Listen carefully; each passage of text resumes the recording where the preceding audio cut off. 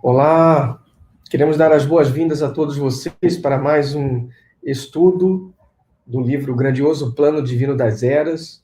Vocês estão assistindo a uma reunião online pública dos cristãos estudantes da Bíblia. Esse é um ministério que nós proporcionamos a todos vocês. É um prazer estarmos juntos para considerarmos essas pérolas tão importantes desse livro, né, que é um livro, um dos vários livros dos estudantes da Bíblia, e é um que resume bem a ideia do irmão Russell, no livro O Plano Divino das Eras, que é aquele livro clássico.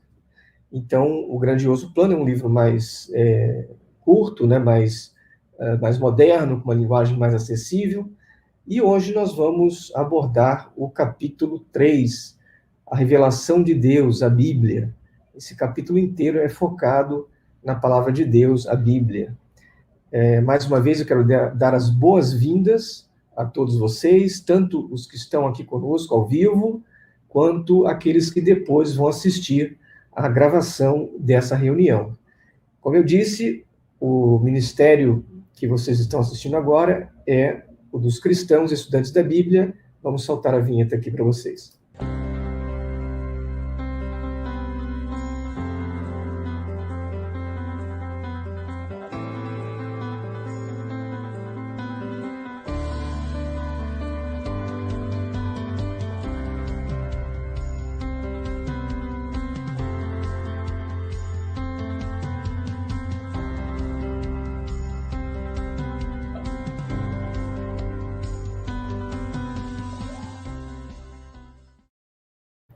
Então, essa foi a vinheta do nosso ministério, a nossa obra, né? O que nós fazemos, nós divulgamos os estudantes da Bíblia, nós traduzimos publicações e temos feito isso já há alguns anos, é um prazer nós estarmos juntos.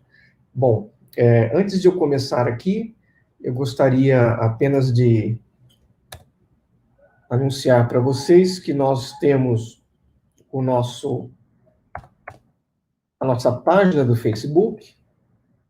Se você entrar lá no Facebook e você procurar por Cristãos EB, você vai encontrar a nossa página. Nós também temos um grupo no WhatsApp, um grupo de perguntas e respostas. Entrando no site Cristãos EB, www.cristãoseb, vocês vão automaticamente terem acesso ao grupo, que é um grupo de perguntas e respostas. Lembrando que não é um grupo assim para discussões de diversos pontos de vista doutrinais, mas para que nós possamos mostrar para vocês qual é o nosso ponto de vista, qual é o que os estudantes da Bíblia em geral pensam em determinados assuntos. E aí você pode fazer a pergunta que você quiser. Vamos ver aqui, eu estou dando uma olhadinha aqui no... Vamos ver aqui. Vamos fazer alguns compartilhamentos aqui. Muito bem. Quero dar as boas-vindas para quem estiver assistindo também pelo Facebook, que essa reunião é transmitida ao vivo para o Facebook também. Então, deixa eu fazer uns compartilhamentos aqui da nossa reunião. Você que quer conhecer os estudantes da Bíblia, entra lá no grupo Estudantes, Perguntas e Respostas, né? EB, e aí vocês vão poder saber quem nós somos, em que nós cremos e assim por diante. Muito bem. Então, vamos voltar aqui, olha, vamos começar aqui no estudo 3, como vocês estão vendo. O estudo 3, ele é todo voltado para a Bíblia, a revelação de Deus, a Bíblia. E eu queria incentivar vocês principalmente aquela pessoa, talvez seja você que está me ouvindo agora, aquela pessoa que teve certo problema em outra religião. Quanto mais dominadora, controladora uma religião, quando a pessoa se desentende, né, se decepciona e sai daquela religião, maior é a decepção dela. E os estudos mostram, são estudos mesmo, quanto mais controlador for a religião, controladora for a religião, maior será o impacto naquele que saiu. E muita gente sai, né, Simone, não crendo mais na Bíblia, na palavra de Deus. Porque aquela religião anterior dele falava tanto ser a única verdade, os representantes na terra, a igreja restaurada, ou adoração restaurada, adoração verdadeira, que quando a pessoa sai, ela acaba duvidando de tudo. Né? Aí ela acaba desconfiando de tudo, não quer saber mais de nada. Então, se você está passando por essa situação, reconsidere. Veja a Bíblia com outros olhos, não pelos olhos da sua antiga religião, mas pelo que ela realmente é, essa pérola, essa joia, essa carta de Deus para a humanidade e principalmente para os seus filhos. Tá bom? Quero dar aqui as boas-vindas ao Luiz, está dizendo aqui boa noite, seja bem-vindo. O Douglas também está dando uma boa noite aqui. E aqui o Maurício, boa noite a todos, está dizendo o Maurício. E também o Alvarino, boa noite, André e Simone, a todos. Boa noite, Alvarino. Sejam todos bem-vindos. Então, sem mais, vamos direto aqui às perguntas. É um estudo reduzido, né? Então, a pergunta 1 está aqui, olha. Qual é a importância da Bíblia para a civilização moderna? Pelo que vocês estão vendo aí, né? A Bíblia, ela tem sido chamada de a tocha da civilização e da liberdade. Por quê? Porque ela é um livro que tem levado luz às nações. Vocês sabiam que muitas das leis atuais que constam na Constituição de países, na lei de direito de muitos países, são baseadas em leis da Bíblia? Pois é, nós vamos ver isso mais na frente, né? Então, como diz aqui, a Bíblia judaica cristã não apenas moldou o pensamento religioso, mas também a política, o direito, a educação, a literatura e a cultura. Mesmo olhando para a Bíblia através das lentes de crenças confiantes, nenhum outro livro na história, ou melhor, conflitantes, nenhum outro livro na história tem causado tamanho impacto na humanidade. E isso é o que acontece com a Bíblia. Né? Até quem não crê na Bíblia entende e sabe que a Bíblia é um livro importante. Então, não tem como nós não considerarmos ou ignorarmos esse livro da Bíblia. Mais uma vez, principalmente você, que às vezes talvez esteja passando por uma crise de identidade religiosa, que está saindo de uma religião opressiva, está começando a ter dúvidas. Cuidado com alguns sites de ex-membros da sua religião, qualquer que seja. Alguns sites são muito bons, ajudam você a recuperar a fé em Deus, a fé em Jesus, a fé na Bíblia, mas outros jogam mais dúvidas.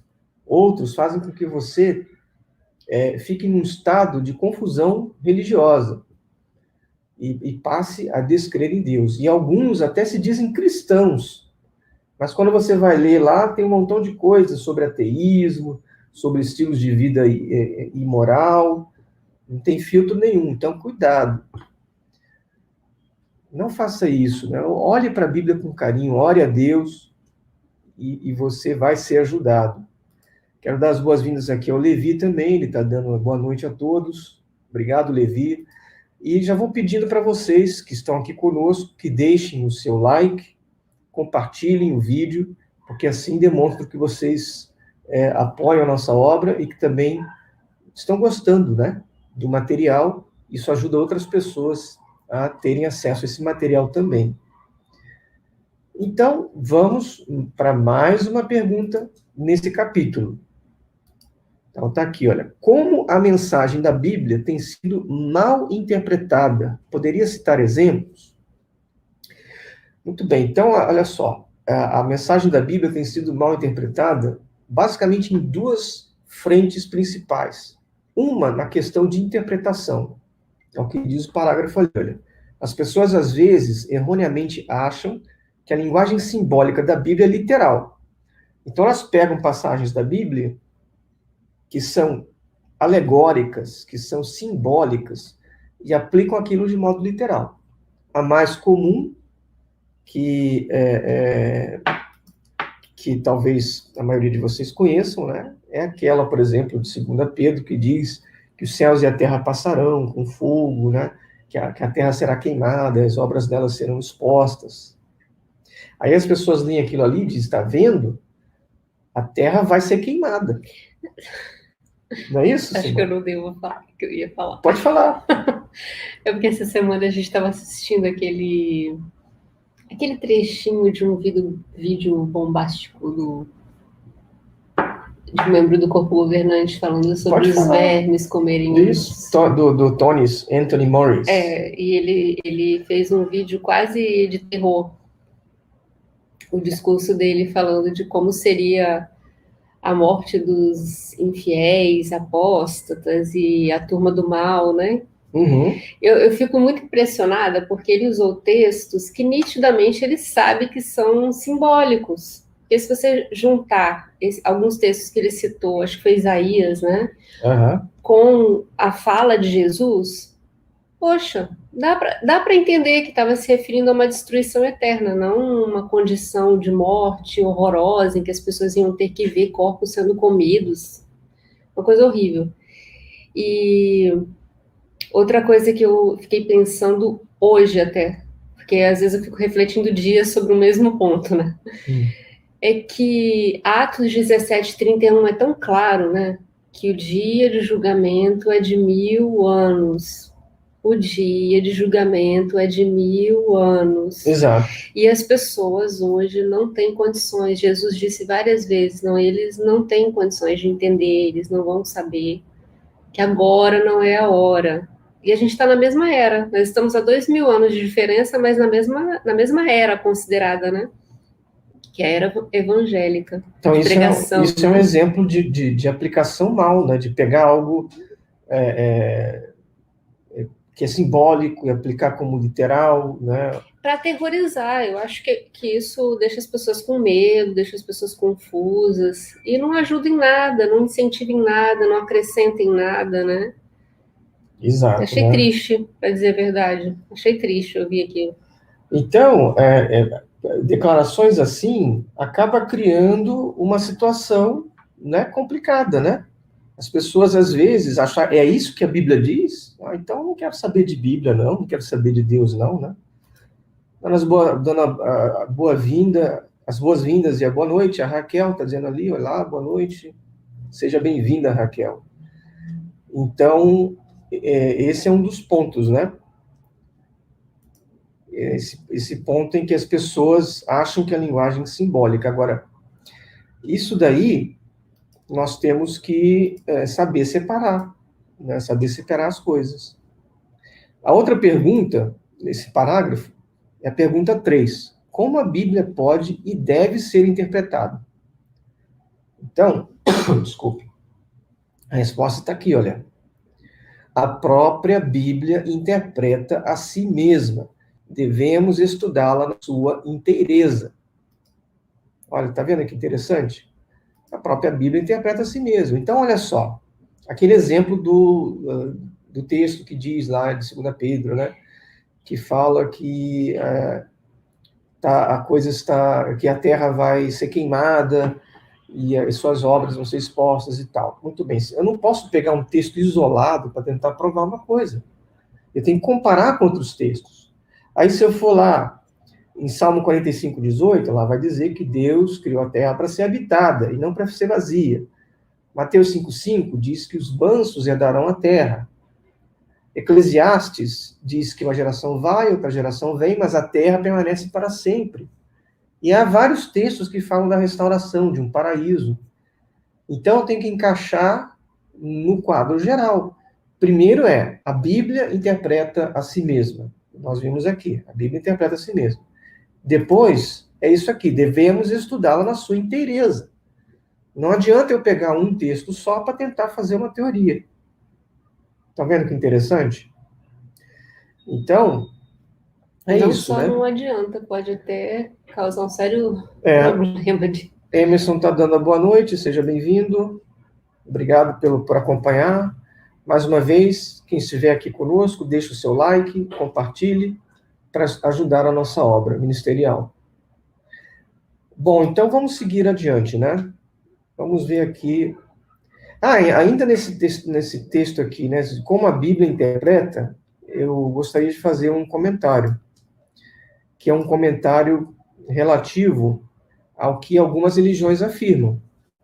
Algumas religiões afirmam que os seus líderes, ou o líder, de algum modo foi usado por Deus para resgatar, para entender de modo sobrenatural verdades, ou que está sendo guiado de modo sobrenatural.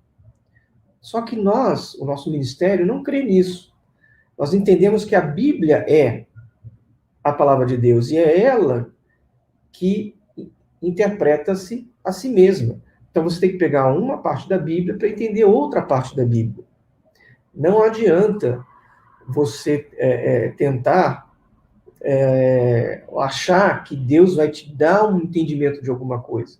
Porque os dons milagrosos, na nossa opinião, pararam lá no primeiro século. Então, o dom de línguas, o dom de curas, o dom de profecia, o dom de conhecimento, lê lá primeiro aos Coríntios 13. Lá no finalzinho diz, né? Que quer haja língua cessarão, quer haja profecia cessarão, conhecimento cessará. Que conhecimento é esse? É esse conhecimento milagroso dado por Deus. Mas o que permanece? A fé, o amor, a esperança, e o mais importante é o amor. Então, hoje, nós já temos a Bíblia completa. Nós não precisamos dizer que Deus está me dando uma revelação. Isso não existe hoje. Se fosse assim, então, mesmo dentro de uma religião, às vezes, um grupo diz uma coisa, depois muda aquele entendimento, depois muda de novo, né? Então, se Deus está guiando, como alguns afirmam, Deus não... alguns até dizem, nós não somos inspirados, mas somos guiados por Deus. Aí cria um paradoxo, uma contradição, né? Que não dá para ser assim. Entenderam?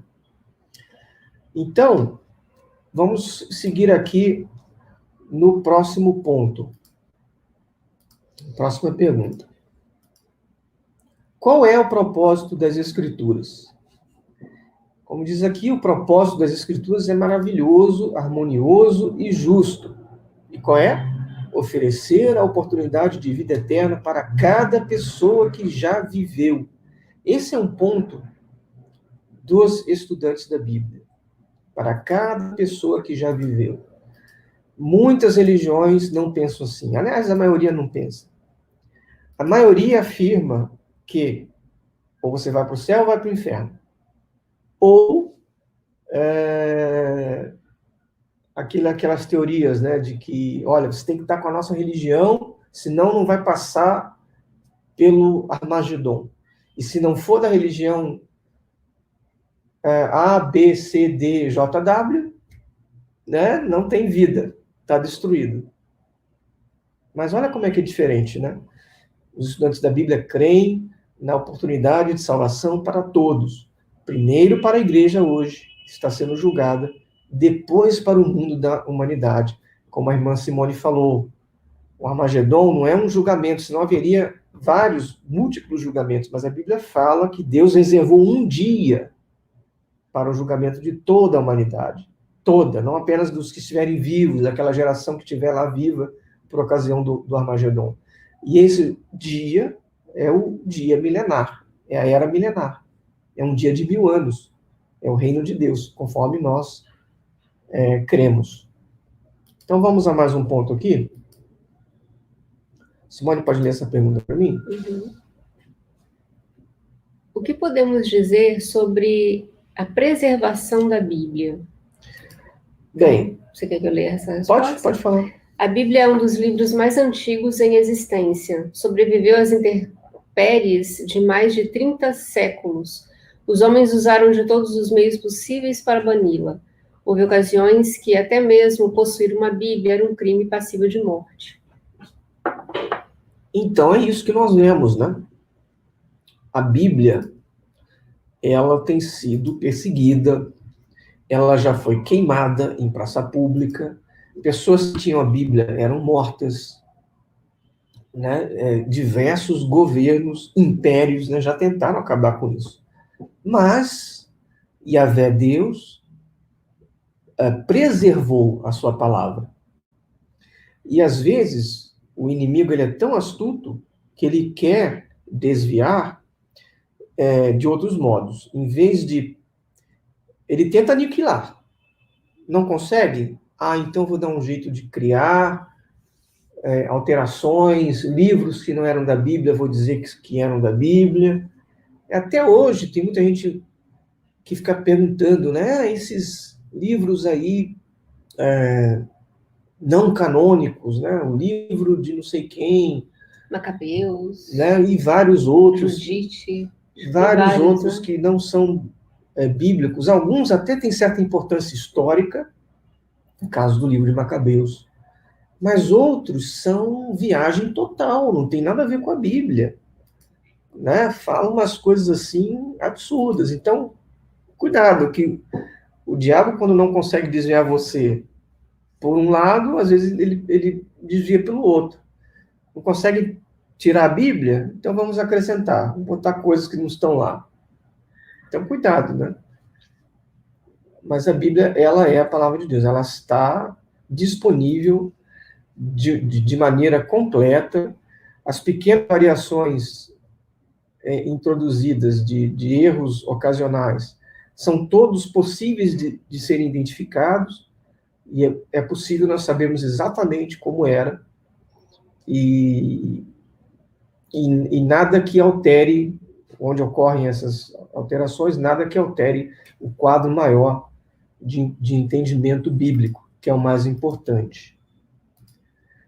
Então, vamos para mais um ponto aqui? Como a arqueologia tem apoiado a Bíblia? Bem, eu diria que tem apoiado e muito, né? Por exemplo, o caso dos rolos do Mar Morto, que são rolos de Isaías e de outros livros do Velho Testamento, ou das Escrituras hebraicas. Foram encontrados rolos do Mar Morto que contêm partes hebraicas da Bíblia com 2000 anos e que confirmam a integridade do texto. Então, o que é isso aí? Eles tinham cópias que já eram antigas e estava escrito de certo jeito. E até então era só aquelas que tinham. Aí, uma vez, eles encontraram em cavernas, em Qumran, dentro de um vaso de barro, rolos que eram 2000 anos mais antigos do que aqueles que eles tinham. Aí compararam as escritas, né, do que estava lá com o que eles tinham, e não tinha mudança. Então, olha como é que é interessante. Me diz, né? Não é incrível? Me diz que livro que consegue ficar milênios sem alteração e sendo copiado. E não tinha maquininha de copiar. Hoje você põe... Hoje eu acho que está até mais perigoso, porque com as traduções, tem traduções que tem uma liberdade muito grande, né? Por isso que eu gosto muito dos aplicativos que tem várias versões juntas, né? Porque você lê se sentindo mais confiante, porque você pode comparar, né? Porém, o texto base, ele está lá. Não, ele é imutável. O que eu estou falando às vezes, uma palavra. Tradução, né? A escolha de uma palavra. Às vezes. Tradução é um outro problema, que você tem que escolher, né? Você tem uma gama, um leque de sentido, e você tem que escolher. Então, há Bíblias que tomam liberdade, há Bíblias que são mais literais. Às vezes, a literalidade em excesso atrapalha, porque fica obscura a mensagem, você não consegue entender. Mas a Bíblia é muito boa, você consegue equilibrar isso daí. Né? Mas, pelo menos, hoje, você tem acesso a elas. Agora, tudo isso Pelo contrário, vem... né? Acesso a uma grande quantidade, né? Pois Você é. pode estudar à vontade, né? E tudo isso vem do quê? Vem desses manuscritos originais, que eram copiados à mão. Eram copiados à mão. É tão sério isso que os copistas, depois que eles copiaram um livro da Bíblia, eles contavam o númerozinho de letras. Se não tivesse igual ao número original da fonte da cópia deles, eles destruíam. Ai, gente, que trabalho na... Tudo para manter a fidedignidade daquela cópia. Consegue perceber isso? Hoje não, hoje você tem outros meios, né, para copiar. Então, sem dúvida, podemos confiar na integridade da Bíblia. Vamos aqui a mais uma pergunta sobre a motivação dos escritores e quem foram, né? Pergunta 7. Quantos foram os escritores da Bíblia? E qual era o ofício de alguns? Simone, poderia responder até aqui? A Bíblia foi escrita por 40 autores das mais diversas formações. Só um minuto. Desculpe que eu não deixei para os nossos amigos. Se quiser começar de novo. Reis, agricultores, filósofos, pescadores, poetas, estadistas e eruditos. Moisés era um líder político formado em universidades egípcias. Pedro era um pescador. Amós, um boiadeiro. Josué, um general. Lucas, um médico. Daniel, um primeiro-ministro. Salomão, um rei. Mateus, um cobrador de impostos. E Paulo, um judeu, fariseu, advogado. Então, tá vendo? Um grupo assim tão eclético, né? Tão misturado, e, no entanto, um grupo que foi usado por Deus. E quando você lê os livros, você vê que eles se encaixam. Eles fazem sentido. Né? É muito interessante isso. Um não anula o outro, né? Das Escrituras. Isso, para mim, prova... Tem uma continuidade. Tem uma continuidade, tem um tema. Então, isso, para mim, prova que a Bíblia é, de fato, a palavra de Deus. É uma coisa maravilhosa isso. Aqui, quero dar as boas-vindas ao irmão Fábio, está dizendo boa noite, queridos irmãos, ou boa noite, irmãos, boa noite. Seja bem-vindo. Um grande abraço aí para todos da sua família. Então, vamos a mais uma pergunta aqui do estudo 3. Qual era a motivação dos escritores inspirados e como sabemos disso? Como diz o comentário aqui, ela deve ter sido pura. Por quê? Por causa da honestidade que eles tinham em não esconder suas próprias falhas. Olha, em toda obra moderna, quando alguém fala do líder da sua religião, pode ver, é sempre o que tem de positivo. Fez isso, fez aquilo, viajou para não sei aonde, pregou não sei o quê, blá, blá, blá, diriri. Os podres estão todos escondidos. Mas quando você vê a Bíblia, aí você vê o quê? Rei Davi, por exemplo. Todas as falhas, e foram muitas. Né? Tudo lá bonitinho, né? Elias, abatido e desanimado, clamou, não sou melhor do que os meus pais. Está lá em 1 de Reis 19:4. Jeremias admitiu que não queria mais falar a palavra de Deus. Consegue imaginar alguém? E era um profeta, hein? Consegue imaginar alguém dizendo, não quero mais saber de religião. Não quero mais saber de Bíblia. Pedro, toda a impulsividade dele foi descrita na Bíblia. Cortando a orelha do escravo de Malco. Então, olha, não era mais fácil omitir tudo isso? Não, são os santos de Deus, são os homens de Deus. O próprio Paulo contou todo o sofrimento e arrependimento, né? Ele não descreveu abertamente o que era aquele espinho na carne, Mas tem muitas possibilidades, dentre elas a própria consciência pesada de ter perseguido os cristãos e matado muitos, né? Exato. Né? E lá diz que ele era um perseguidor. Deixa, né, isso né? claro, né? E quando nós vemos a questão dos discípulos de Jesus, nós encontramos a mesma coisa, a mesma situação de candura, honestidade, né? Você vê que ali sobre Jesus, Jesus era um homem que foi morto, acusado de blasfêmia, de traição, né? E, no entanto, os seus discípulos eles estavam dispostos a seguirem, mesmo sob pena de morte. Então, isso prova o quê? Que eles acreditavam naquilo lá, que eles viam aquilo lá, não, realmente isso aconteceu, realmente Jesus existiu, Jesus morreu, foi ressuscitado. Porque ninguém daria a sua vida para uma lenda, não em massa do jeito que foi. Fora que nós temos relatos, né, históricos de Jesus também, que é um outro ponto que nós vamos entrar. Só queria lembrar vocês que chegaram agora, que por aqui, olha, por esse código QR, vocês podem apontar para o código QR e baixar o livro O Grandioso Plano Divino das Eras no seu formato preferido, PDF, EPUB ou MOB, que é para ler no Kindle. Ou então, no link que está na descrição do vídeo. Aqui um comentário do Antônio, ele está dizendo que Paulo disse ser o menor dos apóstolos, pois havia perseguido a congregação de Deus. Exatamente, né? Então, pensa nessa honestidade. Não é comum isso, né? Isso prova que a Bíblia e seus escritores eram pessoas honestas. E aquilo tudo foi verdadeiro. Vamos para mais uma pergunta aqui. A pergunta é: qual é o tema da Bíblia? Pergunta 9. Qual é o tema da Bíblia e por que podemos dizer isso? Então, como vocês estão vendo... Você quer ler? Pode ler. Os escritos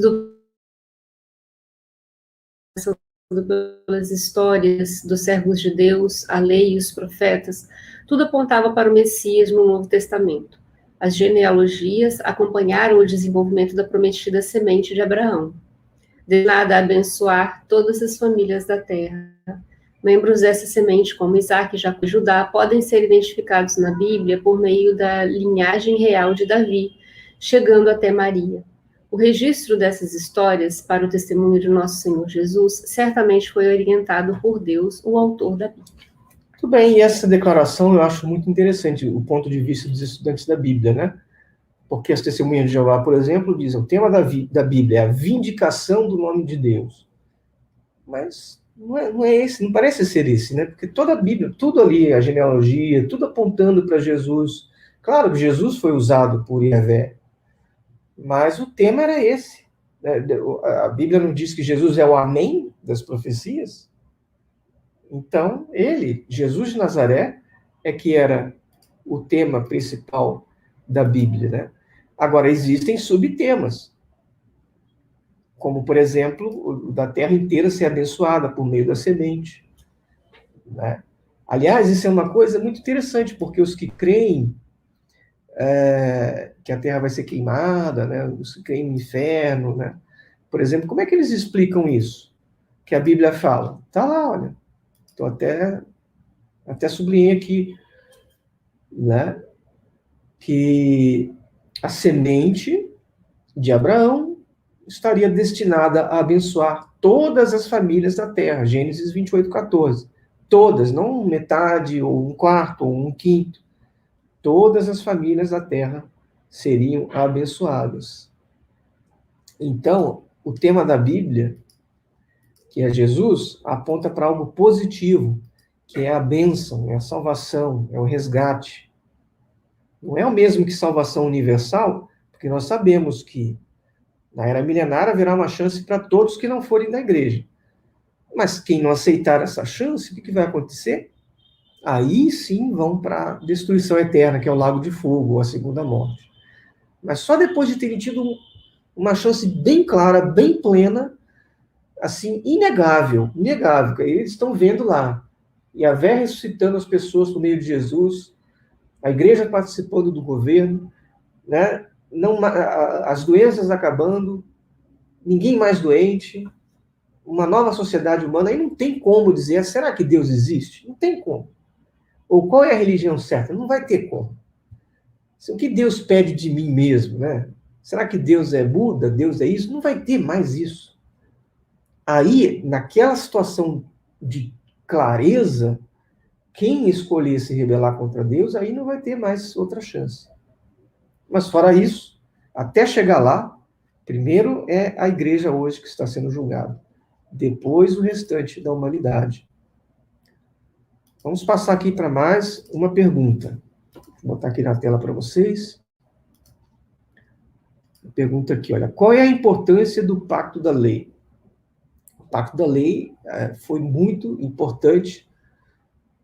Os 10 mandamentos sintetizam toda aquela lei, são um resumo da lei, né?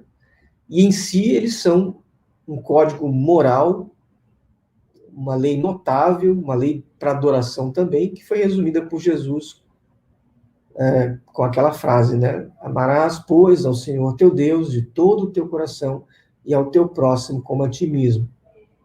Então era uma lei sublime, sublime. E essa lei ela apontava para Jesus. E também tinha a função de mostrar que os humanos não tinham a capacidade, né? Sem a graça de Deus, não teriam a capacidade de manter, guardar a lei com perfeição e receberem a vida. Então eles precisavam de um resgate, precisavam de Jesus Cristo. Então essa foi uma das importâncias do pacto da lei, que levou a um novo pacto. E a pergunta seguinte, que é a pergunta 11, explique o motivo de Deus ter mandado os israelitas destruírem os cananeus. Isso aí é interessante. Por quê? Porque muita gente diz, olha, eu não creio mais na Bíblia, porque eu li lá que Deus mandou destruir todos os cananeus, incluindo crianças, isso é uma coisa abominável. Alguns dizem que não é o Deus da Bíblia, que é um demônio se fazendo de Yahvé, umas teorias assim que não tem cabimento. E aí? Por que Deus fez aquilo? Olha que explicação maravilhosa. Olha isso aqui. Primeiro vamos falar sobre a condição dos cananeus. Simone poderia ler aqui, olha, explicar a condição dos cananeus para a gente? Ao examinar a destruição das nações de Canaã, é muito importante ter em mente a terrível natureza dos crimes. A adoração deles era grosseiramente lasciva e de uma crueldade. Os deuses, de luxúria e crueldade, exigiam ser adorados com sangue humano. Eles sacrificavam seus filhos e filhas. Olha que coisa horrível. Esses eram os cananeus. Então, eles estavam numa situação de depravação moral e espiritual. Agora, por que Deus mandou destruí-los? Por que Deus mandou destruir Sodoma e Gomorra? Era para que eles nunca mais existissem? Esse é um ponto à parte, outra pergunta. Mas, assim como no caso de Sodoma, quando Deus decidiu destruir os cananeus, ele interrompeu aquele círculo vicioso de iniquidade, assim como fez com o mundo na ocasião do dilúvio. Então, quando ele fez isso, o que resulta disso daí? De uma situação melhor para os cananeus. Como assim melhor?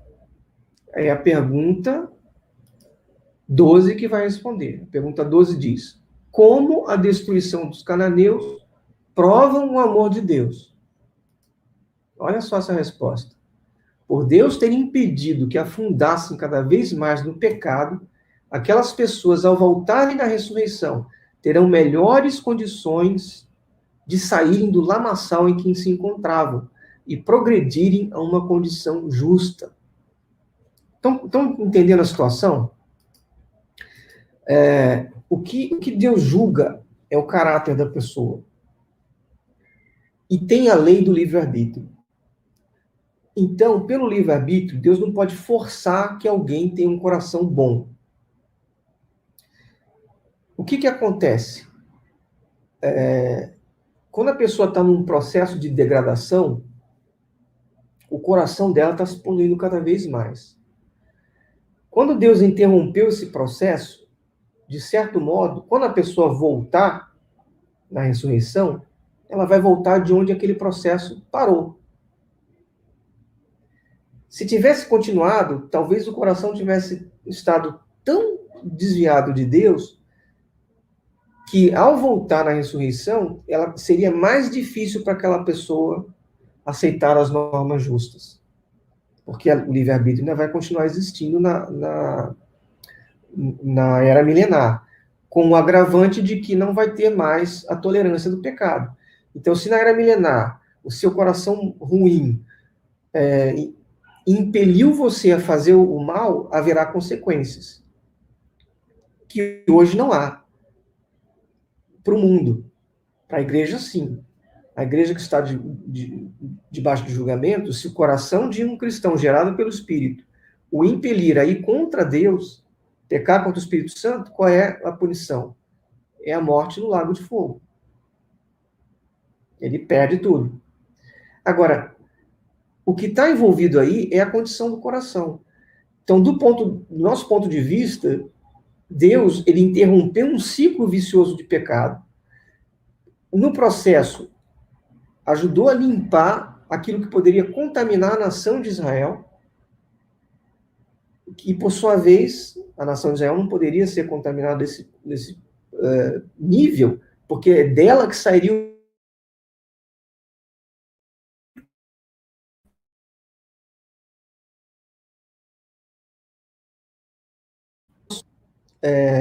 não são julgamentos eternos. E esse é um ponto que diferencia também os estudantes da Bíblia de outros grupos,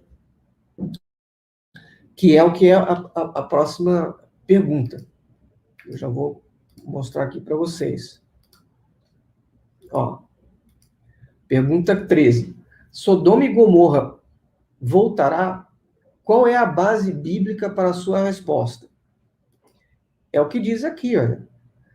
Todas essas nações, Sodoma, Canaã e até mesmo a apóstata Samaria e a iníqua Judá, serão levantadas na ressurreição, se arrependerão e serão perdoadas. A base bíblica, Ezequiel 16:53, diz assim: Contudo, eu me lembrarei do meu pacto que fiz contigo nos dias da tua mocidade, e estabelecerei contigo um novo pacto eterno. Então te lembrarás dos teus caminhos e ficarás envergonhada quando receberes tuas irmãs, olha só, Sodoma e Samaria, e eu te as der por filhas, mas não por causa do velho pacto da lei. Estabelecerei o meu pacto contigo. Então, Sodoma vai voltar? Vai. O que Jesus disse? Que era mais fácil para Sodoma e Gomorra do que para aquela cidade que estava rejeitando a Jesus. Será mais fácil por quê? Porque Sodoma e Gomorra, por pior que tivessem sido, eles não chegaram a ter um contato direto com a verdade, com Jesus Cristo. E aqueles que tiveram contato com Jesus e o rejeitaram, não é que está perdido, mas vai ser mais difícil para essas pessoas serem restabelecidas na era milenar. Não vai ser impossível. Jesus disse que era só mais fácil para Sodoma e Gomorra do que para aquela outra nação. Estão conseguindo entender aí o contraste?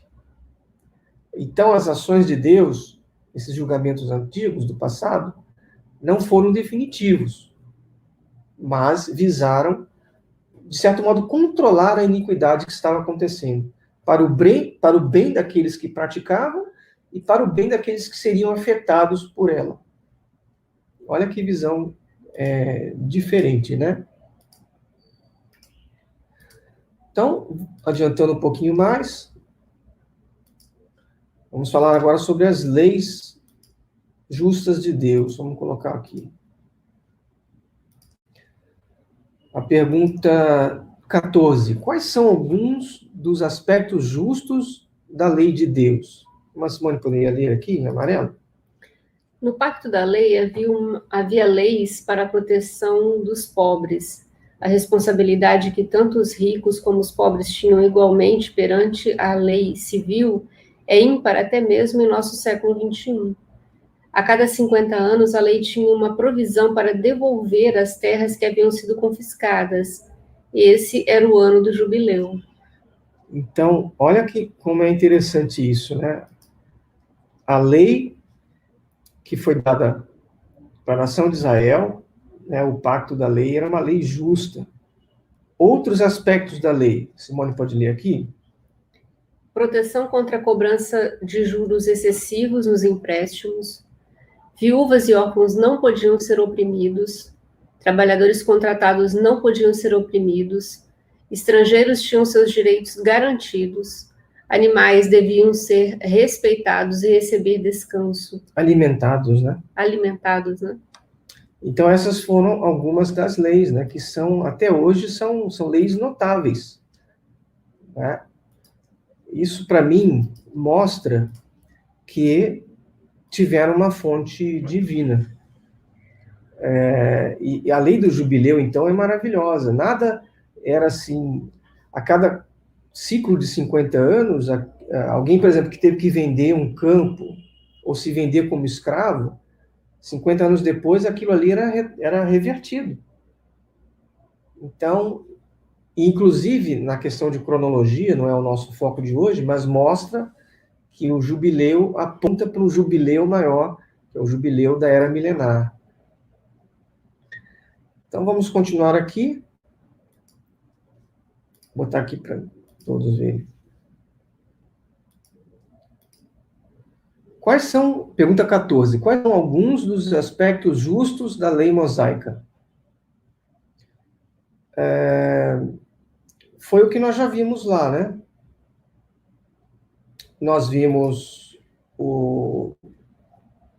a questão dessas proteções, das viúvas e dos órfãos não serem oprimidos, e assim por diante. E aqui o 14, se eu não me engano, era sobre o termo profeta. Eu acho que eu colei errado ali. O 14, na verdade... Não, aqui seria o 15, né? Aqui seria o 15. O que significa o termo profeta e qual era o teor de sua mensagem de modo geral? Então, esse trechinho aqui é sobre o termo profeta.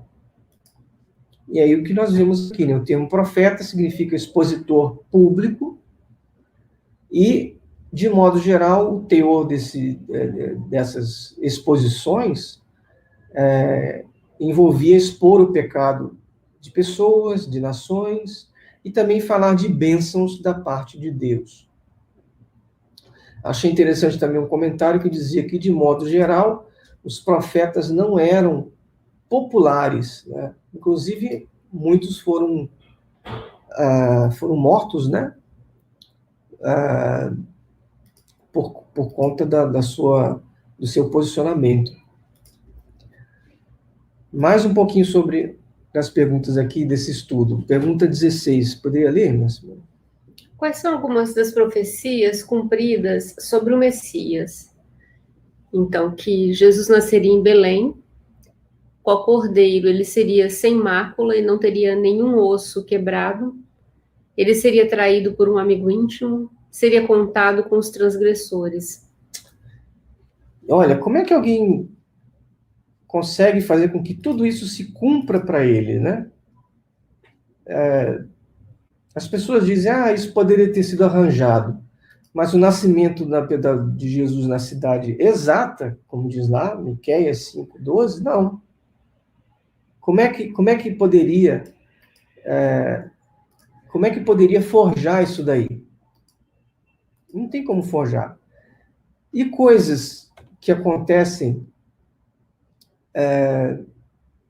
que aconteceram quando Jesus estava sendo morto, que nenhum osso dele seria quebrado.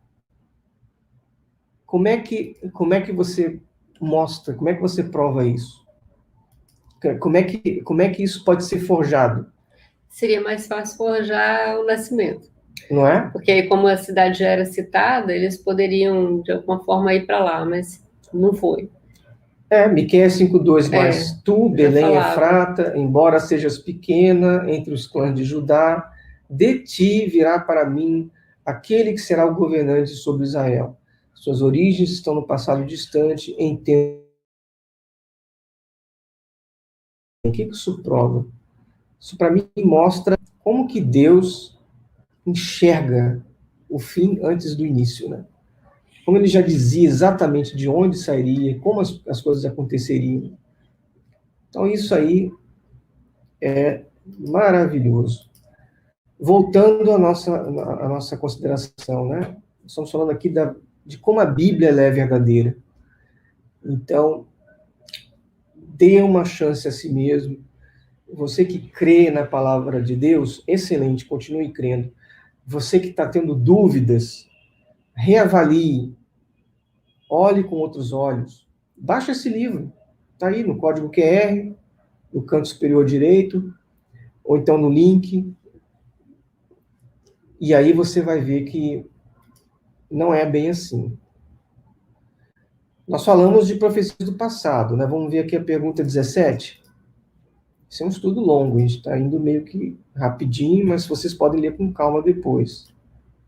Pergunta 17. Que profecias estão se cumprindo agora ou estão para se cumprir em breve? Bom, claro que em parte vai ter certa interpretação, né? Mas as profecias sobre o fim dos tempos, por exemplo. Não é verdade que nós estamos vendo tribulação no mundo? Jesus não falou lá em Mateus 24, 21 e 22 sobre as coisas que aconteceriam? Quem é que poderia imaginar que o mundo veria 2 guerras mundiais, sendo que uma delas com o uso de 2 bombas atômicas? Quem é que ia imaginar que o mundo ia ver terrorismo em larga escala? Mesmo nas pandemias. A pandemia de 1918 e a dessa agora tem uma escala muito maior do que as pandemias lá do passado. Então, isso são coisas que estão se cumprindo, né? E quando nós vemos essas coisas se cumprirem, nós temos que sentir que a Bíblia tem razão. E esperar, olhar para aquilo que já se cumpriu e esperar o que vem pela frente. Que é, entre outras coisas, o Armagedon, que não é a destruição de indivíduos, não é o julgamento de indivíduos, mas de sistemas, dos governos. A era milenar, com a ressurreição dos mortos, o julgamento de todo mundo, né? Essas coisas. Agora nós vamos para uma parte que eu achei muito interessante. Olha aqui. Que tema comum, pergunta 18, encontramos em toda a Bíblia? Compare Gênesis com o Apocalipse. Simone poderia ler aqui? Um único plano, objetivo e propósito permeia a Bíblia inteira. Quando comparamos os primeiros 3 capítulos da Bíblia com os últimos 3 capítulos, encontramos uma incrível harmonia entre eles. Então, conforme diz a pergunta, né, qual é o tema comum que encontramos em toda... É um plano de resgate, de salvação, centrado em Jesus Cristo. Agora, olha só que interessante, acho que vocês nunca viram isso. Deixa eu ver se eu consigo ampliar aqui. Que bom, porque aquelas letrinhas ali seriam impossíveis. Olha só, quando a gente compara Gênesis com Apocalipse. Isso aqui é fantástico. Gênesis 2:7. Nós temos aí a primeira criação. Simone poderia ler? Tá lendo? Então o Senhor modelou o ser humano do pó da terra, feito argila, e soprou em suas narinas o fôlego da vida, e o homem se tornou um ser vivente. Muito bem. Início da Bíblia, Gênesis. Fim da Bíblia, Apocalipse. criação é restaurada. Apocalipse 21, 3, 4 e 24. E ouvi uma forte voz que procedia do trono e declarava: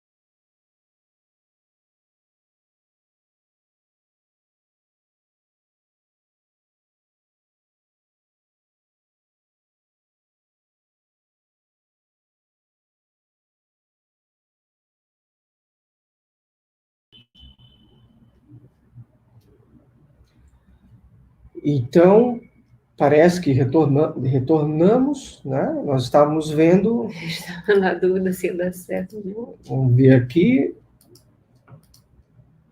Muito bem, a gente estava Aí, falando aqui, ó. Acabamos de ver sobre a primeira criação, né? Em Gênesis, no Apocalipse, a criação é restaurada. A Simone já leu a primeira. Gênesis 3, 1 ao 4. Agora é Satanás e o mal aparecem. É Gênesis 3. Vamos ler só a parte que fala do aparecimento de Satanás. A serpente era o mais astuto de todos os animais dos campos que Yahvé Deus havia feito, e aconteceu que ele questionou com a mulher: então foi isso mesmo que Deus falou? Vós não podeis comer nenhum dos frutos da árvore no jardim? E o resto do diálogo a gente já conhece, né? Isso, né? Daí, aí, o que acontece? Quando está fechando a Bíblia, no fim de tudo, Satanás é destruído. Apocalipse 20, 10. O diabo que as enganava foi lançado no lago de fogo, que arde com enxofre, onde já havia sido confinados a besta e o falso profeta. Eles serão atormentados dia e noite pelos séculos dos séculos. Não é? Olha só. Início da Bíblia, Adão e Eva são amaldiçoados. Gênesis 3, 16 e 17. Que foi a sentença, né? Para a mulher sentenciou o Senhor: multiplicarei grandemente o teu sofrimento na gravidez. E então voltou-se para o homem e ordenou: porque escutaste a voz da tua mulher e comeste da árvore que eu te proibi, maldita é a terra por tua causa. Né? E o fim a gente já sabe. E o fim da maldição nós vemos lá em Apocalipse 22, 3. 3, que diz: e nunca mais haverá maldição. Nela estará o trono de Deus e do Cordeiro. Os servos do Senhor o servirão. Tenho certeza que vocês não sabiam disso. que há uma correspondência exata, né? E a pena de morte, em Gênesis 2:17. 2:17. Contudo, não comerás da árvore do conhecimento do bem e do mal, porque no dia em que dela comeres, com toda certeza morrerás. E a vida para todos, em Apocalipse 22, Até 17. os versículos combinaram. 22:17. O Espírito e a noiva proclamam: vem, e todo aquele que ouvir, responda: vem. Quem sentir sede, venha, e todos quantos desejarem, venham e recebam de graça a água da vida. Então, olha, não é fantástico isso, né? Então, é incrível, né? Que existe uma correspondência entre o início da Bíblia e o fim dela. Vamos ver mais um detalhezinho aqui? Pode passar de 1 hora? Né? Sim, sim. Pode. A gente já está quase fechando aqui. Vamos lá, aqui, ó. É a última pergunta. Uhum. É que eu não sabia se caía por 1 hora. Não. Pergunta 19. O que podemos falar sobre Deus, Yahvé, o autor da Bíblia? Seu autor é o Deus Todo-Poderoso, não o homem. Com o progressivo desenrolar do cumprimento da largura, da altura e da lógica do plano de Deus, veremos que Deus é verdadeiramente um Criador amoroso que dará oportunidade de vida, saúde e felicidade para cada homem, mulher e criança que já viveu. Então, é isso, né? Então, quando nós vemos a Bíblia e consideramos o autor dela, nós vemos isso daí. Primeiro que a Bíblia foi escrita pelo Deus Todo-Poderoso, né, o Senhor Yahvé. E depois que ele tem um propósito, ele tem um plano. E, por meio desse plano, ele pretende abençoar todas as famílias da terra. Então, voltando ao tema do nosso estudo aqui, a Bíblia é a revelação de Deus. Esforce-se cada vez mais para ter essa fé, para ter essa certeza de que Deus tem um propósito, ele tem um plano, e você está nele. Isso é que é interessante. Você está nele. Pode ser que você esteja nele agora como parte da igreja, para receber uma recompensa inimaginável no céu. Sendo que a recompensa maior é de glória, honra e imortalidade, sendo um dos 144.000 reis e sacerdotes. Ou um dos que terão a vida perfeita aqui na terra. Você vai ter uma chance de julgamento justo aqui na terra. Essa é a mensagem da Bíblia para nós. Então, mesmo que agora alguém não acredite nisso, vai ter a oportunidade. E na era milenar tudo vai ficar claro.